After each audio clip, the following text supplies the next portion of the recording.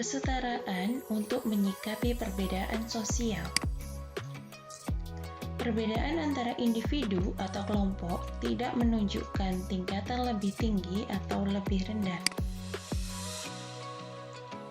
Dalam interaksi antar individu, maka perlu menerapkan prinsip kesetaraan. Mari kita amati gambar berikut. Seorang wanita yang berprofesi sebagai seorang dokter. Siswa dan siswi belajar bersama di dalam kelas. Masyarakat yang memiliki keyakinan yang berbeda untuk agama mereka masing-masing.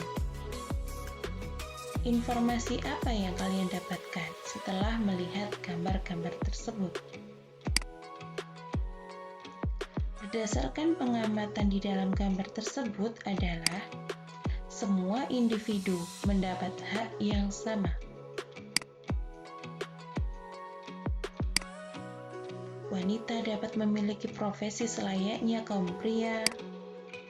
Semua individu berhak mendapatkan pekerjaan yang layak. Siswa mendapat hak yang sama dalam memperoleh pendidikan. Semua warga berhak beribadah dan memilih agama yang diyakininya. Prinsip kesetaraan di lingkungan masyarakat. Sejak manusia dilahirkan, memiliki hak dan kewajiban. Hak tersebut menempatkan manusia dalam kebebasan dalam kesetaraan, serta melaksanakan kewajibannya sebagai hamba dari Sang Pencipta. Kesetaraan diperlukan, terutama di Indonesia yang merupakan masyarakat majemuk. Ini diperlukan agar tidak terjadi perpecahan di antara masyarakat. Kesetaraan di masyarakat meliputi pendidikan, kedudukan, jabatan, serta status sosial yang berbeda-beda. Namun, di samping perbedaan, setiap orang memiliki hak dan kewajiban yang sama. Tidak ada perlakuan yang berbeda, sehingga semuanya setara. Setiap orang mendapat hak yang sama untuk memperoleh pendidikan yang tinggi, pekerjaan yang layak, serta jabatan yang tinggi. Kesetaraan termaktub dalam UUD 1945 pasal 27 ayat 1, 2, dan 3. Begitu juga di dalam Al-Quran firman Allah terkandung dalam surat An-Nahl ayat 97.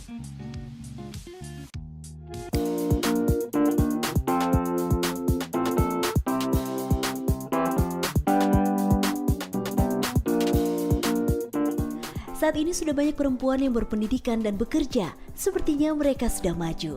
Tetapi tahukah Anda bahwa di seluruh dunia rata-rata perempuan hanya mendapat 70% dari rata-rata gaji laki-laki? Saat ini juga banyak perempuan yang bekerja di pemerintahan, parlemen, perusahaan hingga partai politik. Tetapi tahukah Anda bahwa hampir semua dari mereka itu tidak duduk di posisi pengambil keputusan? Maka melihat kenyataan ini, benarkah telah terwujud kesetaraan gender di antara perempuan dan laki-laki? Jawabnya adalah belum. Lalu mengapa masih ada kesenjangan? Kesetaraan gender tidak bisa diwujudkan hanya dengan membuka kesempatan bagi perempuan. Masalah yang menghambatnya pelik dan mendasar. Ini menyangkut cara pandang dan pola pikir. Istilah gender sendiri diciptakan untuk membedakannya dari jenis kelamin secara biologis. Jenis kelamin mengacu pada kriteria fisiologis dan biologis seperti alat kelamin, hormon, serta kromosom.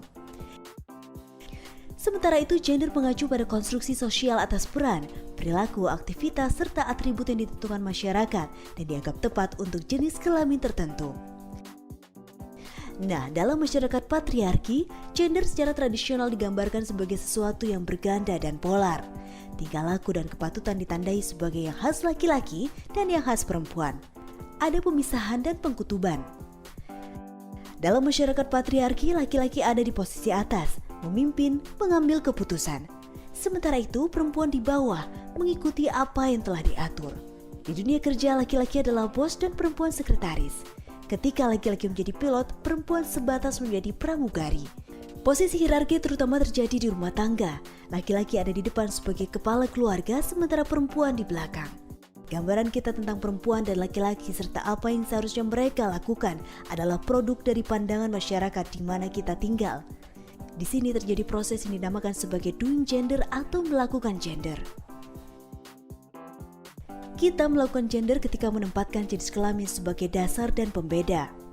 Saat bayi lahir, hal pertama yang dilakukan dokter adalah melihat alat kelaminnya. Tindakan ini tidak ada hubungan dengan kepentingan medis, melainkan bagian dari doing gender tadi. Setelah bayi diklasifikasi, giliran orang tua melakukan doing gender. Mereka mengidentikan bayi dengan warna-warna khas gender. Apa yang disebut normal adalah bayi perempuan memakai baju pink dan bayi laki-laki biru. Warna menjadi simbol sekaligus pembeda. Setiap individu selalu doing gender. Mereka selalu melakukan atau menyimpang dari performa yang diterima secara sosial atas stereotip-stereotip. Dengan melakukan gender, kita memperkuat keyakinan bahwa hanya ada dua kategori gender yang saling berlawanan dan pada dasarnya berbeda. Kita terus-menerus dievaluasi oleh orang lain dengan menggunakan parameter gender. Karena itu, gender dikatakan omnirelevan, yang berarti orang selalu menilai perilaku kita untuk menjadi baik laki-laki atau perempuan. Dalam interaksi individual, masyarakat belajar apa yang diharapkan, melihat apa yang diharapkan, serta bertindak dan beraksi dengan cara yang diharapkan. Dengan demikian, secara serempak kita dikonstruksi dan dipertahankan atas perintah gender. Stereotip tentang kekhasan laki-laki dan perempuan diperkuat image yang muncul di media, berita, materi pendidikan, dan sebagainya. Laki-laki harus memerankan hal-hal yang maskulin. Untuk kelas mapan, laki-laki ideal adalah seorang bos, bekerja di kantor, memiliki rumah, mobil, istri, dan 2 anak. Persis di iklan-iklan. Sementara bagi perempuan, mereka harus memerankan hal-hal yang feminin, seperti melayani anak-anak dan suami, menjadi ibu rumah tangga, menjadi cantik. Ini juga persis dengan gambaran dalam iklan-iklan produk rumah tangga, semisal sabun cuci, bumbu masak, alat membersih rumah tangga, hingga iklan kosmetik. Feminitas dan maskulinitas sebetulnya adalah majemuk, banyak bentuknya. Apa yang didefinisikan sebagai perbedaan antara maskulin dan feminin ditentukan oleh faktor-faktor seperti etnis, agama, kelas, budaya bangsa, orientasi seksual, serta berbagai faktor sosial lainnya. Apa yang dimaknai sebagai maskulinitas dan feminitas dinilai oleh kultur yang berbeda. Ekspresi serta peran maskulin dan feminin sesungguhnya merugikan semua pihak, baik laki-laki, perempuan, dan juga anak-anak. Hidup kita menjadi dibelenggu keharusan-keharusan, tuntutan-tuntutan, dan bukan atas dasar kebebasan dan ekspresi pribadi. Kenyataan juga menunjukkan sifat laki-laki dan perempuan tidak berada pada dua kutub yang berseberangan. Ada gradasi, pencampuran, dan juga variasi. Kehadiran kelompok transgender dan interseksual misalnya adalah realitas yang ada di masyarakat dan tidak dapat diakomodasi cara pandang patriarki. Proses melakukan gender termasuk hubungannya dengan subordinasi perempuan telah mencengkeram kuat, dilegitimasi peraturan dan undang-undang, ilmu pengetahuan, kebijakan, serta nilai-nilai yang diciptakan masyarakat. Dalam struktur sosial ini tujuan gender adalah membangun perempuan sebagai kelompok yang berada di bawah laki-laki. Norma-norma gender dan harapan-harapan yang ditegakkan melalui sanksi informal atas perilaku gender yang dianggap tidak pantas oleh kelompok, serta melalui hukuman secara formal oleh pemilik otoritas. Maka kita paham kesenjangan gender bukan akibat dari jenis kelamin, fisiologi, hormon, dan kecenderungan genetik. Ketidaksetaraan gender adalah produk dari konstruksi sosial di masyarakat. Ia tidak bisa diselesaikan sebatas dengan memberi kesempatan. Cara pandang kita harus berubah.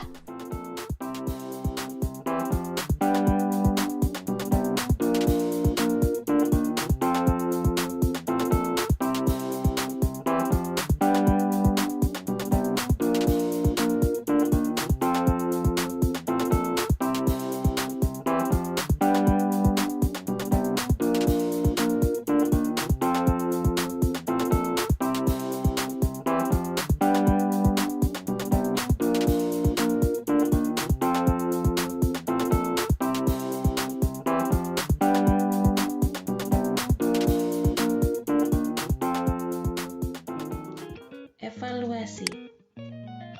Tulis kembali ayat Al-Quran tentang kesetaraan. Al-Quran Surat An-Nahl ayat 97 beserta terjemah bahasa Indonesia. Kemudian tulis pada kertas dan diberi nama lengkap, kemudian foto dengan jelas dan kirim pada link di bawah ini. Terima kasih. Assalamualaikum warahmatullahi wabarakatuh.